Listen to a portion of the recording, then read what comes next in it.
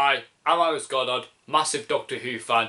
Welcome to my channel, and today I'm going to be starting a brand new series called Unpopular Opinions. Today, the Doctor Who fan base is full of debates, and everyone is entitled to their full opinions. However, some of those individuals throughout the Doctor Who community have some unpopular opinions, because let's face it, I'm an unpopular guy with a lot of unpopular opinions. And so today I'm deciding to make a series of unpopular opinions of Doctor Who. There are a load of topics that I want to talk about within the Doctor Who community, and so today I'm going to be starting off my first episode by talking about Doctor Who and animation. I love animation, it's a personal topic of mine, and so today I'm starting my unpopular opinions of Doctor Who, and this is my unpopular opinion on Doctor Who animation.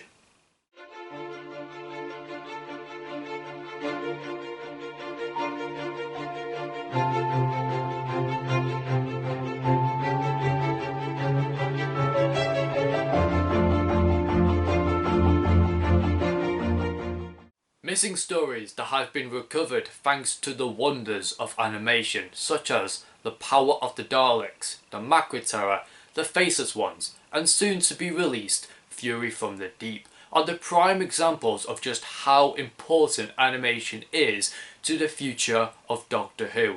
The 1960s are so underappreciated these days. We never really take for granted how important the 1960s were to Doctor Who. Literally, Doctor Who was coming to the end of the darkest days. We were literally going to see the end of Doctor Who if stories like the War Games weren't going to succeed, like the Invasion, the Enemy of the World. Doctor Who was leading into a really dark time towards the end of the 1960s decade, and after all of the other decades that Doctor Who has managed to survive and scrape through, like the 70s, the 80s, the 2000s, the 2010s, we wouldn't have all those stories if it weren't for the 1960s era. So we have to be at least grateful that some of these lost stories have been found and have been restored in all of its glory and beauty. And let me say, the animation, the visuals are stunning. I would possibly say perfection, because they are to me. Others would have their opinions that they can see flaws, they can see that there's some little nitpicks in the animation, that they don't look like real. They sometimes look a bit cartoonish, they look a bit childish, but like a famous Tom Baker quote used to say, you can't be grown up if you can't be childish sometimes. And this animation process is the only way of us getting to see the likes of Fury from the Deep, soon to be animated, the evil of the Daleks, chances like the Daleks Master Plan, but I'll get into that a bit later on. But I want to thank the animation team, and I also want to thank BBC America for supporting and backing the animation team and marketing and producing DVDs, box sets, steelbooks and Blu-rays across the world for Doctor Who fans to enjoy missing lost stories. They are the only team, the only company backing this entire animation project, because in the Macra Terror DVD there is a little teaser of what animation is like and what soon could be the future for all lost stories. The animation is wonderful, and it is done via the telestat reconstruction. The animation team work long and hard hours developing and trying to test and trying to perfect the visuals. Some of the differences and the similarities in all of the stories that you may see are not quite the same when it comes to the telestat reconstruction. That's because none of the telestat reconstruction images always survive for every single story. Sometimes you have to base on what has to be improvised in order to keep the story going. And that's the beauty of animation. Sometimes if you don't have the images of a certain story, you can animate it, you can improvise and make something different. Although the images don't have to correlate to the actual animation themselves, you can change the animation how many different ways you like, and it may turn out to be a better alternative way than just correlating by the current reconstruction telesnaps. That they are more of an option for you to watch your favourite lost episodes. But I'm telling you, the majority of this generation of people and Doctor Who fans love visuals. We are used to seeing Doctor Who on the TV in a visual form. We don't really want to see screens and pictures of telesnaps with just an audio running through it. It's not free flowing. We don't enjoy this. And as particularly me, I do not certainly enjoy it. I'm telling you, this animation is the future of all of the lost stories being recovered,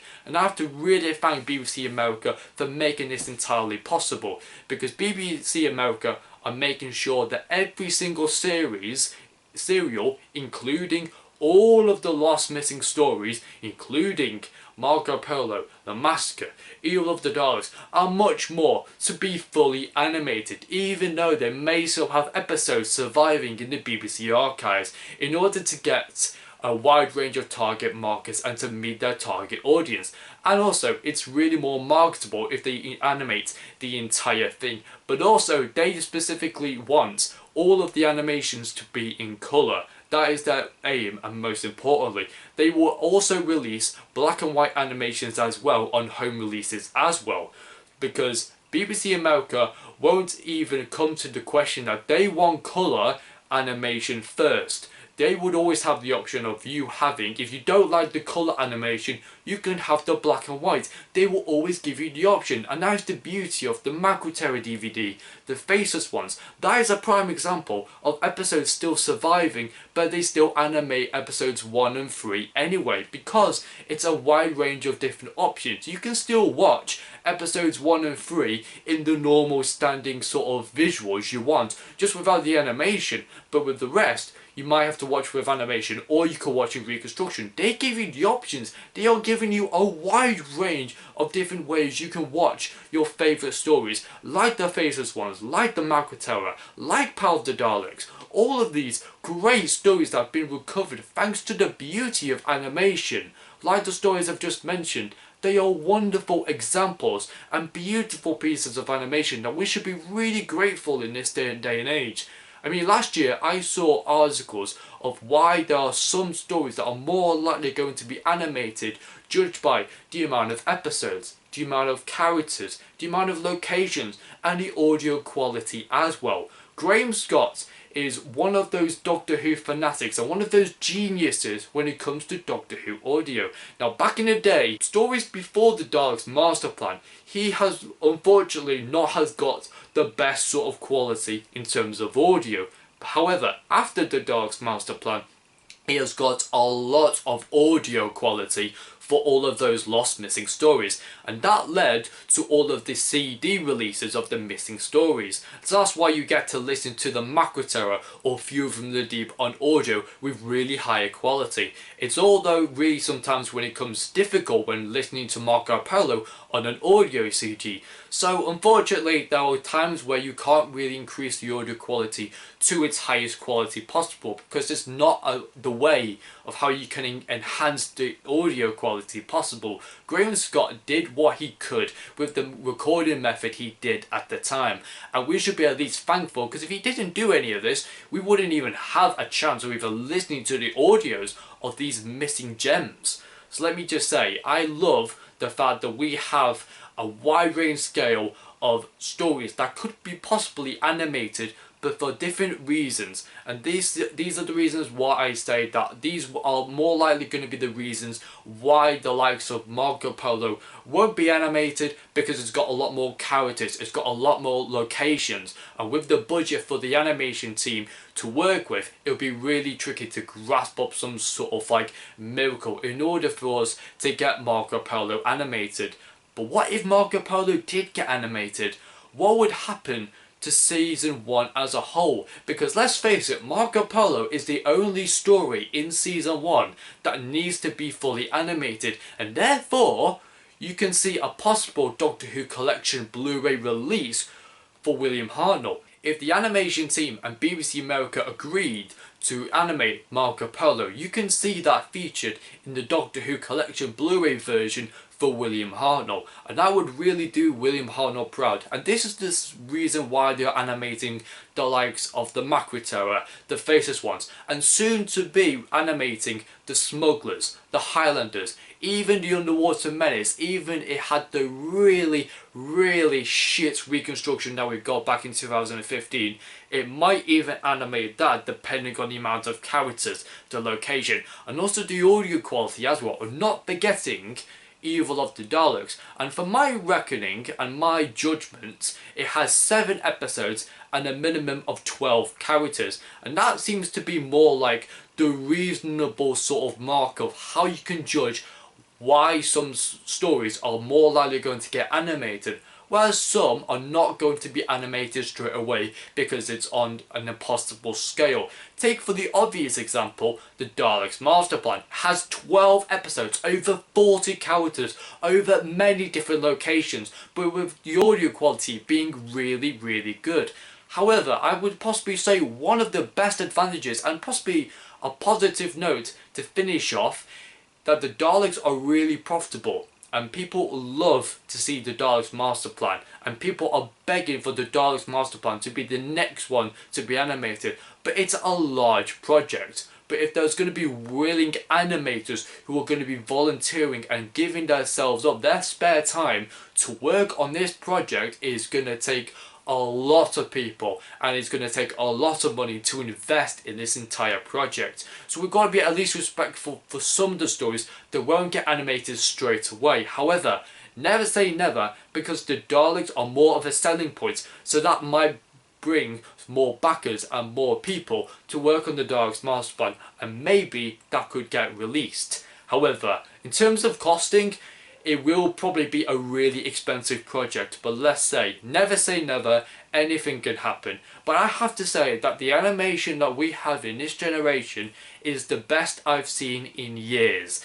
Take for instance the little bonus feature on the Macra Terror DVD. It had a shortened down 10-minute episode of episode 1 of The Wheel in Space, which also points the question out, is The Wheel in Space going to be animated next? Not necessarily. I sometimes saw that as a little bit of a taster of what the animation is like, and that is going to be the basis, the blueprint for all of the future stories you're about to see, maybe in the near future. Say that the Fury from the Deep is going to be the next animated, and I can't wait to see that. We always love Fury from the Deep for being brilliant on audio, but have we always seen the visuals? And we have to be at least grateful for BBC America marketing Fury from the Deep to be a fan favourite, to be a high-picking choice, to see if we are going to accept the animation as a whole.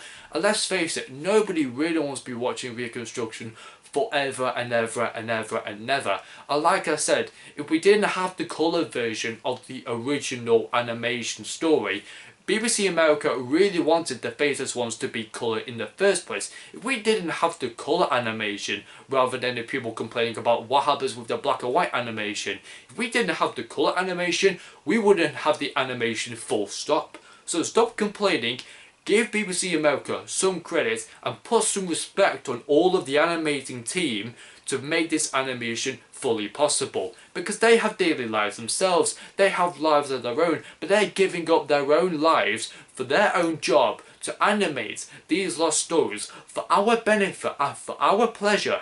We need to be humble, and we need to be grateful for each and every single person who works on the animation teams and delivers beautiful and high quality standard definition of animation glory and beauty. I love the animation, and I love the work that they put into Power of the Daleks, the Macra Terror, the Faceless Ones, and soon to be Fury from the Deep. I just love what they have done for a wide range scale of animation stories. You can question that the animations in the recent years, like the Invasion animation, that was done by a completely different company. Same with the Moonbase animation, the Reign of Terror animation, and all of these other animations that were done, say for like the 10th Planet, episode 4, these were done by different companies. However, this company that has animated Power of the Daleks, Macra Terror, and the Faceless Ones, that company is the best company to animate all of these missing stories, because 1. it looks gorgeous. It correlates to all of the telesnaps that have come before. Not all of the telesnap images exist, so they have to improvise, and that is the reason why it flows really nicely. It has a bit of a change of pace, something that the Macro Era is brilliant at, because not all of the telesnap images exist, especially in episode 3, where Jamie is trapped down the tunnel and can't get out of the tunnel, trapped by the Macra, and that was the reason why the animation improvised so much and created something different and something brand new, and made the Macra more bigger and more threatening and more scarier, and that targeted a lot more people to go and buy the Macra Terror for good value. And same with the Faceless Ones. People really love that story. I find that story incredibly underrated, and I will go further into detail when it comes to my review on the Faceless Ones. But like I said, this whole animation project done by the wonderful team that did the same DVDs and soon to be Viewer from the Deep, it's one of Doctor Who's greatest achievements in recent years. And I have to say, we have to put some respect on what they are doing, to put some honour on Patrick Troughton's name, William Hartnell's name, for animating these glorious Doctor Who stories. And it will come with time. Not every single Doctor Who story is going to get animated in like a week. It takes months, it takes years to perfect this animation. Experts out there are still practicing and still working their hardest, working so many hours in order to perfect the animation for all of us as a benefit, in order for us to actually accept and actually love the animation of what they actually do for a living. It works, it's beautiful. And before any more people keep on slating me that I'm talking absolute rubbish, I'm talking from the heart. I'm an honour and humble Doctor Who fan, and I love the animation for what they are doing and restoring all of the lost treasures that we, the fans, have never seen in the 1960s. You might be old enough to watch this video and experience those stories in the 1960s. However, we the fans that live in the 21st century want to see those missing stories recovered. But we can't, because the discs or the files or the cartridges, they've all been destroyed in the past. We are still trying to find them. We're still trying to find any surviving clips or any surviving footage of the missing episodes. But like I said, it's inevitable that they won't show up. So we have to act as a plan B. And this is plan B. Animating these lost stories, judging it by the amount of characters we have to add, the amount of locations, the amount of episodes, judging by the audio quality recorded by Graham Strong, even as the recording method at the time didn't work well before the Daleks master plan, like the likes of Galaxy 4, the Marco Polo, the Crusade, all those other missing stories that have really poor audio quality, but stories after the Daleks master plan, like the Celestial Toymaker, who wants to see that back? The Savages, the Smugglers, even Evil of the Daleks, that seems to be the more likely chance that that is going to be next after Fury from the Deep. And I really hope so, because let's face it, it'll be brilliant to see the Macra Terror, the Faceless Ones, and Evil of the Daleks back to back to back. It'll be just wonderful to see. But like I said, we need to be respectful and we need to be grateful that the 1960s era, the majority of those stories survived, because throughout the 1970s, the 80s, including the 2000s and the 2010s, wouldn't exist today without those stories throughout the 1960s. And like I said, I'm going to leave it there. That is my unpopular opinion on Doctor Who animation. Thank you so much everyone for watching and listening to my opinion, and I am more than happy to rant at you in the comment section down below if you disagree or agree with my opinions. Make sure you leave your opinions in the comment section down below. And it has been fantastic to tell all of you guys about my humble and honest opinions about Doctor Who and animation. It's a wonderful topic, it's a personal topic at me.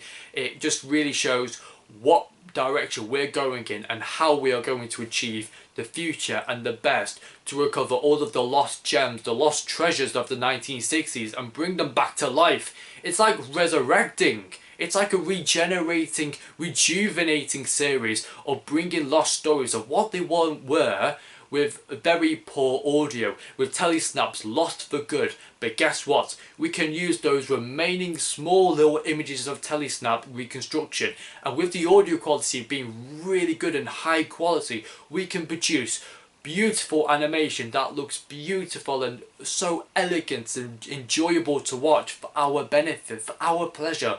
We have to be grateful for BBC America backing the animation team all the way in order for us to get these releases, and we have to be grateful for ourselves just to accept that we have to wait patiently. No matter how many years it has to be for the next animation release, we are going to get guaranteed missing stories brought back, because the animation team, they found their formula, they found their way, and they're moving in a strong direction to achieve greatness and to put some name on Patrick Troughton's Doctor and also William Hartnell's Doctor, to make sure that none of their stories are going to be lost for good. But anyway, thank you so much everyone for watching my first episode of Unpopular Opinions. I hope you have enjoyed it. Like I said, leave your comments in the comment section down below. Don't forget to like this video, share and subscribe for more Doctor Who content like this. Thank you so much everyone for watching, and until next time, take care of yourselves, stay at home, protect the NHS and save lives. Thank you so much everyone for watching, and I'll see you soon.